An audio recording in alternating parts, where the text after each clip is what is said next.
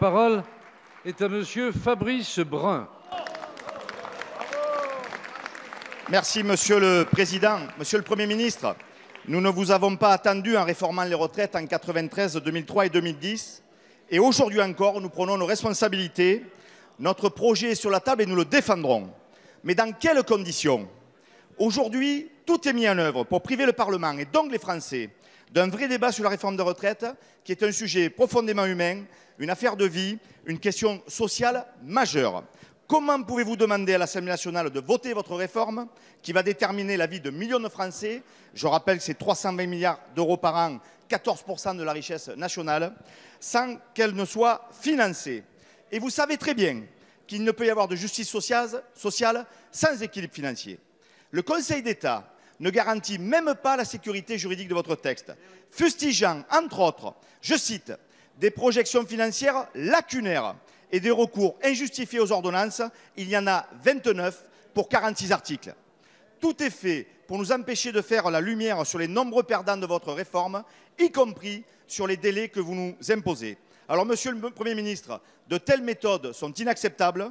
Allez-vous, comme le demande le Conseil d'État, corriger votre copie pour présenter une vraie réforme complète, financée et qui pourrait ainsi bénéficier d'un réel débat au Parlement auquel nous prendrons toute notre part? Merci, Monsieur le député. La parole est à Monsieur Laurent Pietraszewski, secrétaire d'État chargé des retraites. Merci, Monsieur le Président, Mesdames et Messieurs les députés, Monsieur le député Fabrice Brun. Vous nous interrogez sur le fond sur la place qu'aura le Parlement dans le débat, qui va d'ailleurs débuter dès ce soir dans la commission spéciale, et entre autres sur la dimension qu'il peut y avoir autour des ordonnances. Vous le savez, Monsieur le député, votre expérience en témoigne, les ordonnances, ce sont aussi l'occasion de débattre deux fois dans cet hémicycle, une fois dans le contexte des habilitations et une fois dans le contexte des ratifications. S'il vous plaît. Mais j'entends que cet argument ne semble pas emporter votre approbation. Alors, permettez-moi d'élargir un petit peu le sujet.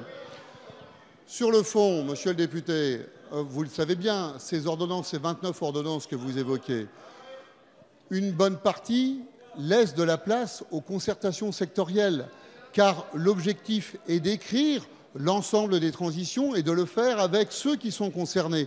C'est bien parce que nous aurons le temps d'écrire ces transitions que ces ordonnances ont du sens. Et je crois qu'elles sont respectueuses de ceux et de celles qui sont concernés par des régimes spécifiques aujourd'hui, de manière à les faire intégrer progressivement le régime universel. Et puis, il existe un deuxième type d'ordonnance, celle qui aussi nous laisse la possibilité de traduire en dur un certain nombre d'évolutions qu'il pourrait y avoir ici dans les débats. Et sur le fond, c'est aussi une belle reconnaissance du fait que la démocratie politique qui s'exerce dans cet hémicycle pourra s'exprimer en voyant transformer à chaque fois que c'est possible des éléments du débat en dur dans la loi. Je vous remercie. Merci, Monsieur le ministre. S'il vous plaît, Monsieur le député, vous avez la parole. Oui, Monsieur le Président, Monsieur le ministre, la semaine dernière, le Premier ministre a accusé, avec l'élégance qui le caractérise, notre collègue Annie Genevard de mentir quand vous interrogez sur votre réforme. Elle ne faisait au contraire que dire la vérité, à tel point que cette vérité a été reprise depuis par le Conseil d'État. Alors je vous pose une question. Allez-vous aujourd'hui qualifier de mensonger le rapport de notre plus haute juridiction? Merci, Monsieur le député.